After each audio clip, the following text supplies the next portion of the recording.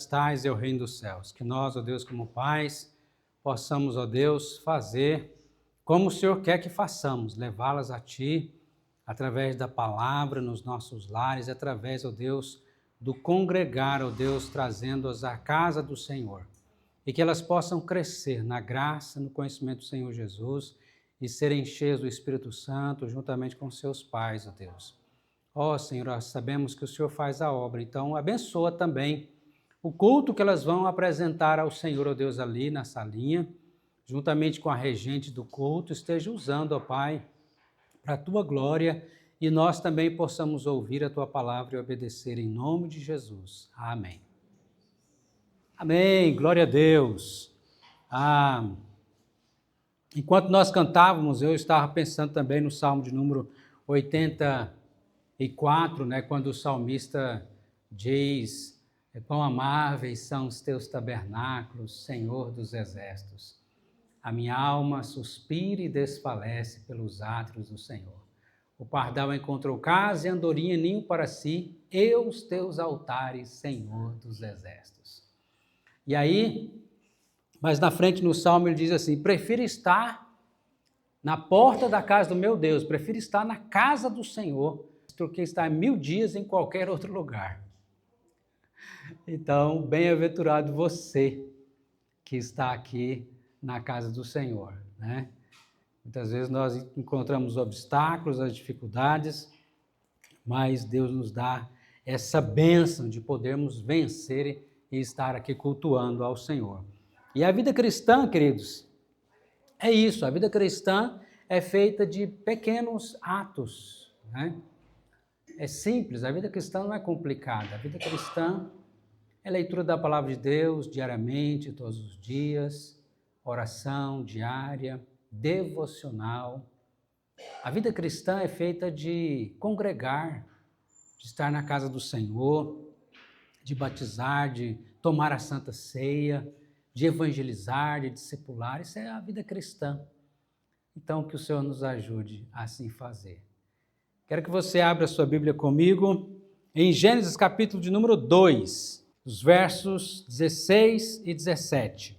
Diz a palavra de Deus: e o Senhor Deus lhe deu esta ordem: de toda árvore do jardim comerás livremente, mas da árvore do conhecimento do bem e do mal não comerás, porque no dia em que dela comeres, certamente morrerás. Vamos orar mais uma vez? Peça a Deus que fale ao seu coração através da sua palavra. Senhor, que privilégio, que bênção podermos estar aqui, ó Deus, expressando a nossa gratidão, o nosso louvor, a nossa adoração ao Senhor, reunidos com os nossos irmãos. Que o nosso culto seja agradável a Ti. E agora, ó Deus, quando vamos ouvir, ó Deus, a Tua palavra mais uma vez, dai-nos ouvidos, ó Deus, espirituais, para receber a Tua mensagem e sermos edificados, sermos santificados, sermos, ó Deus, consolados e fortalecidos pela palavra do Senhor. Abençoa, Deus, Teu povo que aqui se reúne e em toda a face da terra onde está sendo pregada a palavra do Senhor. Abençoa, Pai. E onde quer que essa mensagem chegue, que seja glorificado, santificado o Teu nome, em nome de Jesus Cristo. Amém, amém, amém. Queridos, às vezes eu fico observando a preocupação das pessoas com respeito à economia, principalmente dos nossos dias, né? Com os tarifaços aí da vida. Também a preocupação com relação à política, a preocupação até mesmo com as coisas também do nosso dia a dia que vão mais perto da gente, que nos atinge com relação a enfermidades, doenças, e as pessoas ficam preocupadas e não é para menos, né? Isso traz preocupação. Mas eu fico me perguntando, quem está preocupado com o destino da sua alma? Quantos desses brasileiros que estão preocupados com essas coisas estão preocupados também com o destino da sua alma?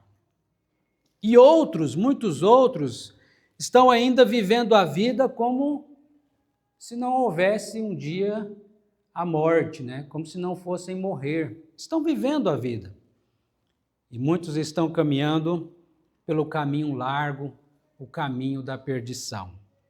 E eu quero chamar a sua atenção para o que é mais importante, sem o qual a nossa vida não teria sentido. Por isso, quero falar com os irmãos aqui sobre 3 verdades fundamentais da nossa vida. Primeiro, a condição do pecador diante de Deus, com relação a esse texto que nós lemos em Gênesis. Depois, o plano de Deus para a salvação do pecador. E, por fim, qual deve ser a resposta do pecador diante do plano de Deus para a sua salvação. Então, primeiramente, a condição do pecador diante de Deus. Quando Deus dá essa ordem para Adão e Eva não comerem da árvore do conhecimento do bem e do mal, e eles desobedecem, eles dão ouvidos ao inimigo, à serpente, ao diabo, e desobedecem a Deus, o que acontece com Adão e Eva e, consequentemente, com a humanidade? A morte entra no mundo por causa do pecado. Diz aqui a palavra de Deus, no verso 17, mas da árvore do conhecimento do bem e do mal não comerás, porque no dia em que dela comerdes, certamente morrerás. E o homem morreu. Adão e Eva morreram. Mas que morte é essa que eles experimentaram? Será que eles morreram fisicamente de maneira imediata? Não. Começou a morte vir já na sua vida também fisicamente. Mas Adão e Eva experimentam, e a humanidade experimenta 3 tipos de morte, né? Ou vão experimentar. Eu creio que Adão e Eva passaram por 2 tipos de morte, mas a morte final, aquele que não tem Jesus Cristo como Senhor e Salvador, também vai experimentar por essa morte, porque existe a morte física, a morte espiritual e a morte eterna. A morte física é a separação do corpo da alma do corpo. A morte espiritual é a separação de Deus. Uma barreira entre nós e Deus foi posta por causa do nosso pecado. E a morte eterna é o inferno. A palavra de Deus nos diz que lá em Marcos, capítulo 7, versículo 21 e 23, agora, a partir dessa morte que entrou na humanidade, o que o pecador se tornou e o que ele produz como pecador. Jesus vai dizer, em Marcos 7, 21, ele diz, porque de dentro do coração dos homens procede os maus desígnios, a prostituição, os furtos, os homicídios, os adultérios, a avareza, que é o amor ao dinheiro, a soberba, a malícia, a inveja, a blasfêmia, a loucura. Todos esses males vêm de fora? Não, vêm de dentro do coração do homem, do ser humano. E isso que o contamina. É isso que nós nos tornamos. Espiritualmente nós nos tornamos monstros. Agora, isso significa ser pecador. Essa é a nossa situação. E o pecado, irmãos, é tão maligno que é como uma lepra na alma. Alguém que já teve a oportunidade de ver um leproso? Uma pessoa que tem a doença da hanseníase, né? A pessoa leprosa, por exemplo, se a mão da pessoa estiver com a lepra aqui, ele pode enfiar uma agulha aqui, o tecido está morrendo, mas ele não sente nada. Ele pode chegar uma coisa quente, colocar aqui na mão e não sente, mas aquilo está matando a pessoa. Assim é a lepra na alma. Está matando o pecador e ele está continuando ali a sua vida no seu pecado como se nada tivesse acontecendo, como se estivesse tudo normal. Mas ele está, como diz a palavra de Deus, morto nos seus delitos e pecados. Assim é o pecador, a situação nossa como pecadores.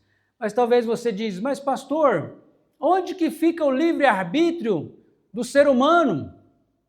O que aconteceu com Adão e Eva? Que Deus deu essa ordem, eles tinham livre-arbítrio para decidir se iriam comer ou não, e a partir do momento que eles desobedeceram a Deus, o que aconteceu com o livre-arbítrio de Adão e Eva? Eles perderam esse livre-arbítrio, essa livre escolha, porque agora eles se tornam escravos do pecado. O Senhor Jesus diz em João capítulo 8, verso 34, que todo aquele que comete pecado é escravo do pecado. O livre-arbítrio, então, do homem se tornou como o livre-arbítrio do urubu. Lembra dessa ilustração? Você colocar de um lado uma comida deliciosa ali, que as irmãs estão acostumadas a preparar no almoço, né? Aquela coisa maravilhosa. E do outro lado você coloca uma carniça fedorenta, e aí você diz assim para o urubu, urubu, escolhe, pode escolher. Para onde ele vai? Para a carniça. Isso mesmo. Por quê? Porque a natureza dele comer carniça.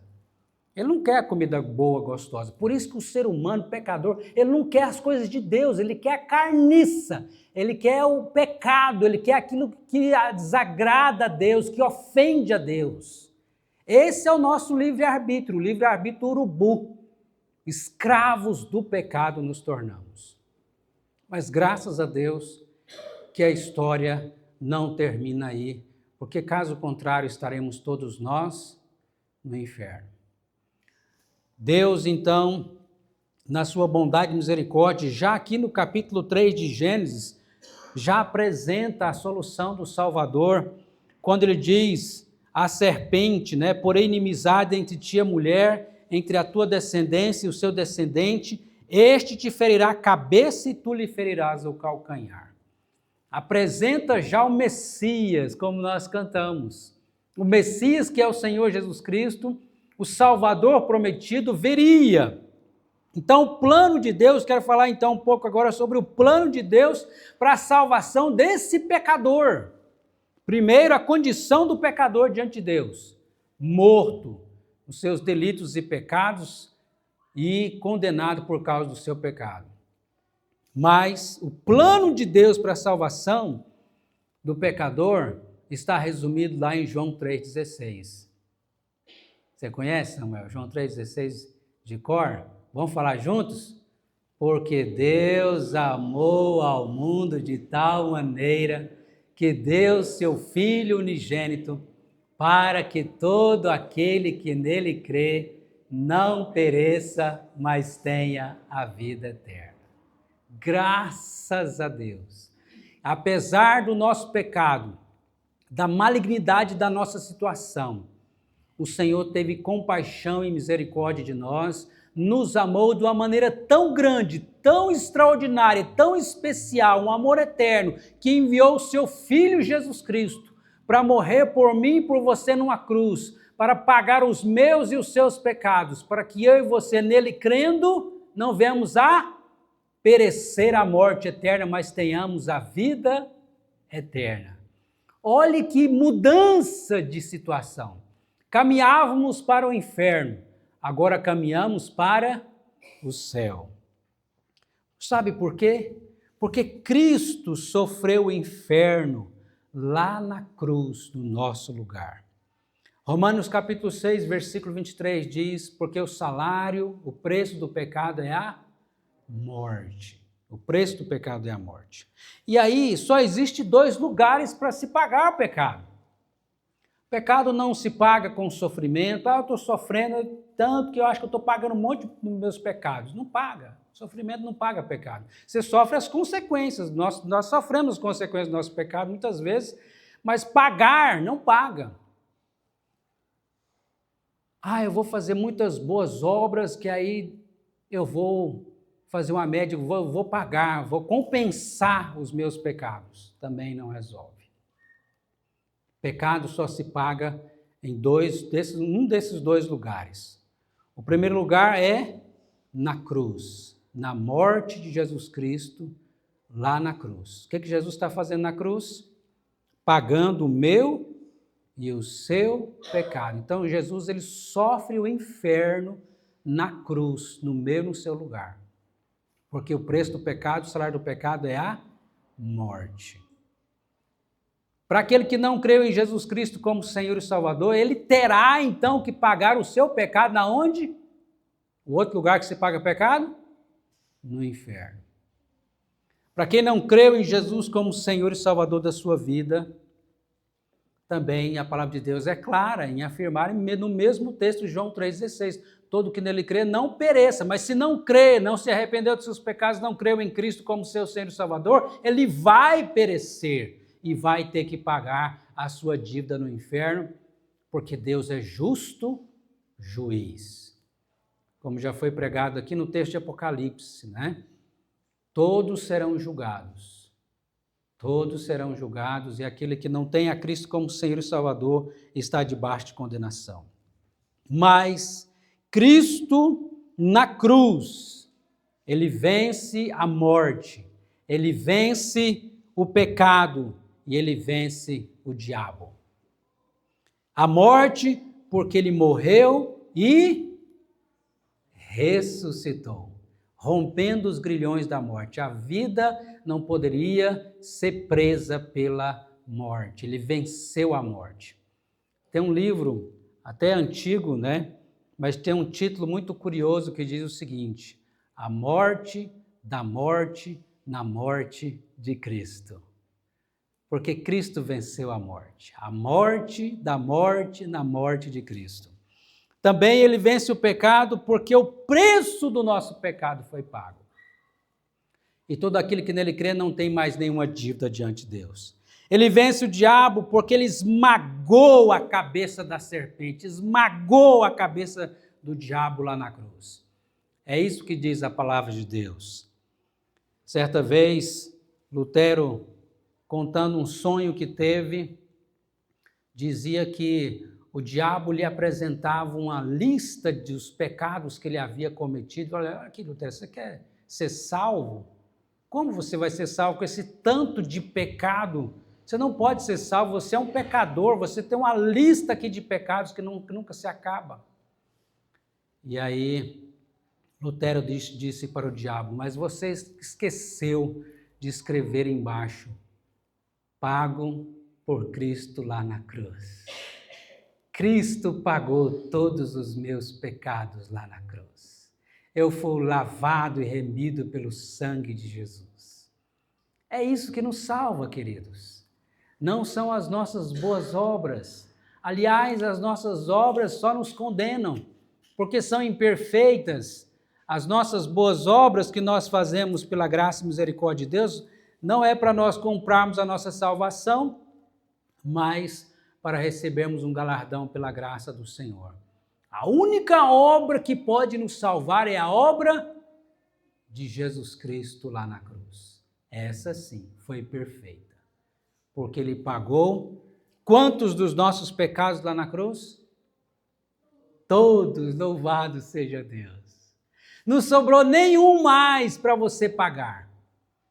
Como assim, pastor? Até os pecados que eu vou cometer ainda? Sim, até os pecados que você vai cometer, Cristo já pagou.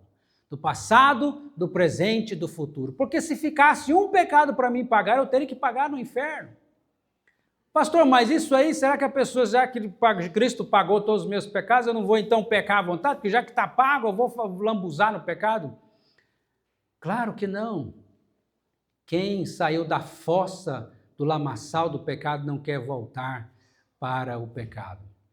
Estava aqui conversando com os pedreiros e nós descobrimos uma fossa ali, e aí eu estava falando para ele de uma ilustração que a gente diz, né, para os irmãos da igreja.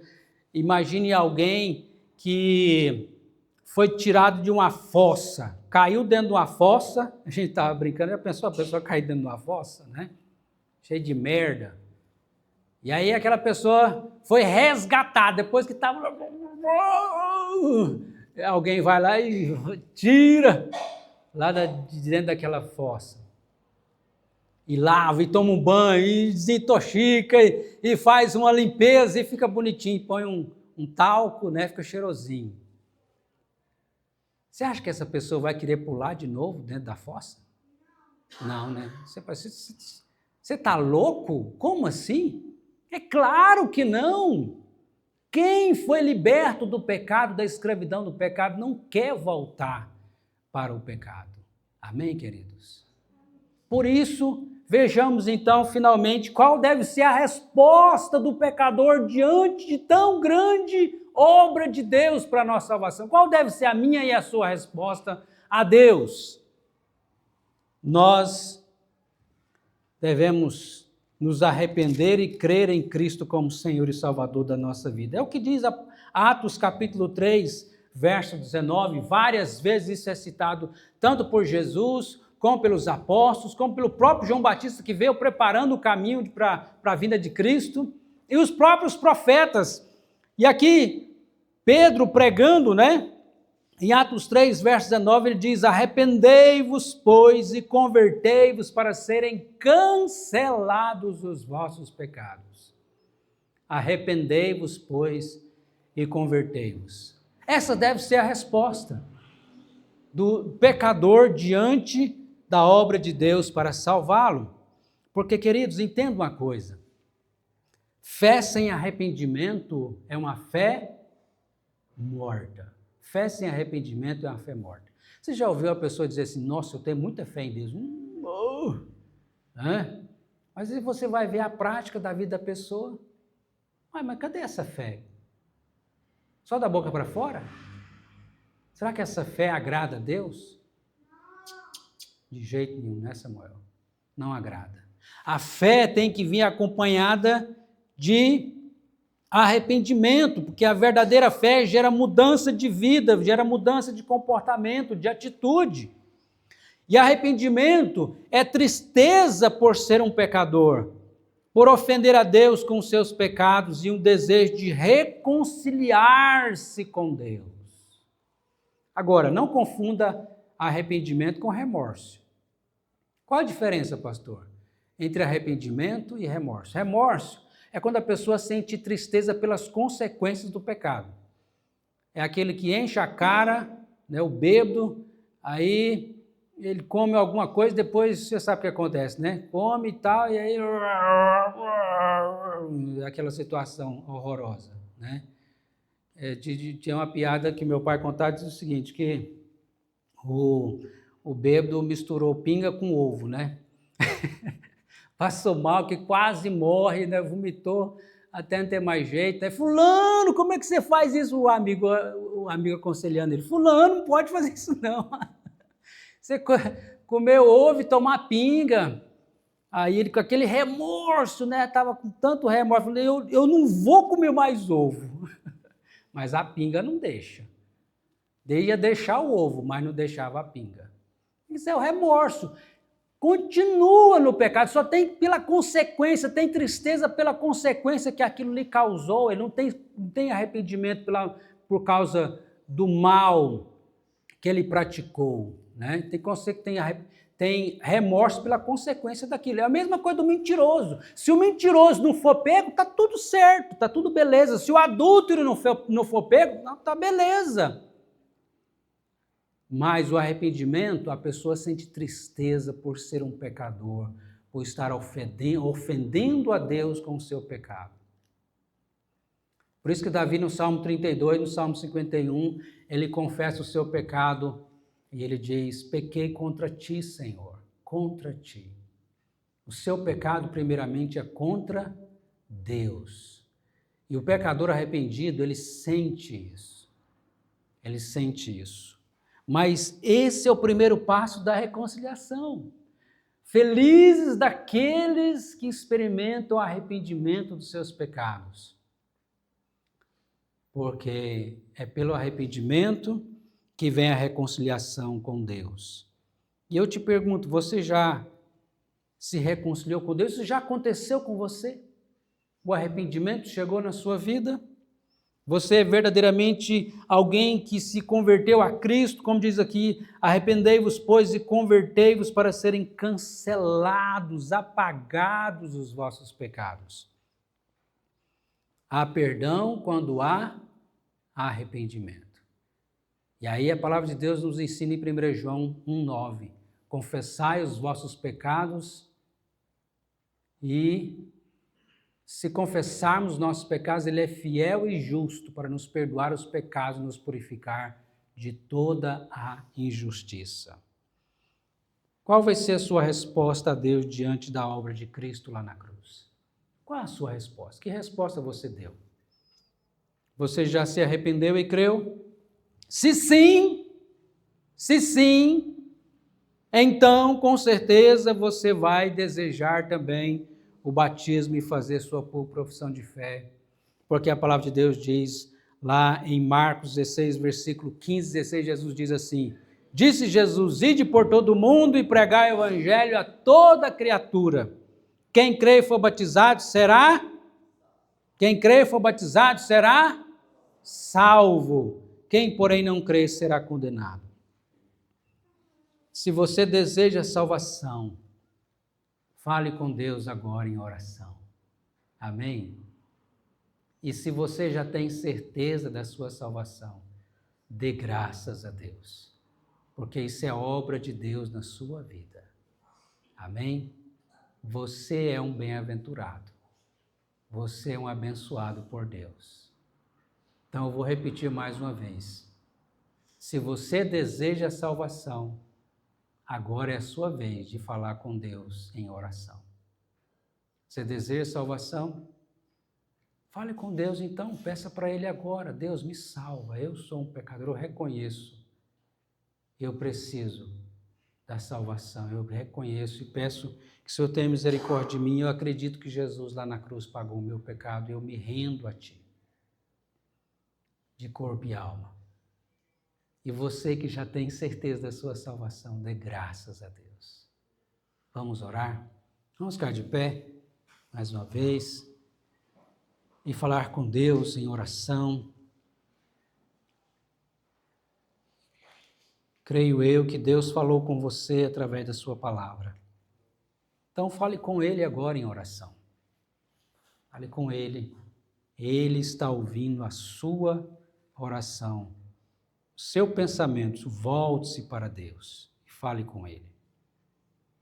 E abrace ao Senhor Jesus de todo o seu coração. Não pelas metades, mas de todo o seu coração.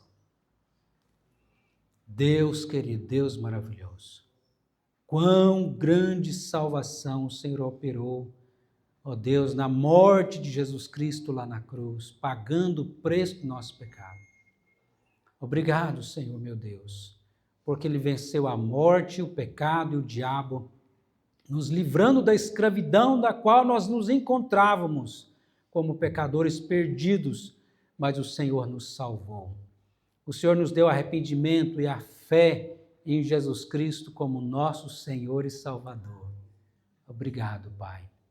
Ó Deus, e se há alguém aqui que não tem certeza da sua salvação, que o Senhor possa, com a Tua graça, ó Pai, alcançar cada coração e despertar cada um a Te buscar, ó Deus, em oração e não ter, ó Deus, descanso enquanto não ter também a certeza da sua salvação.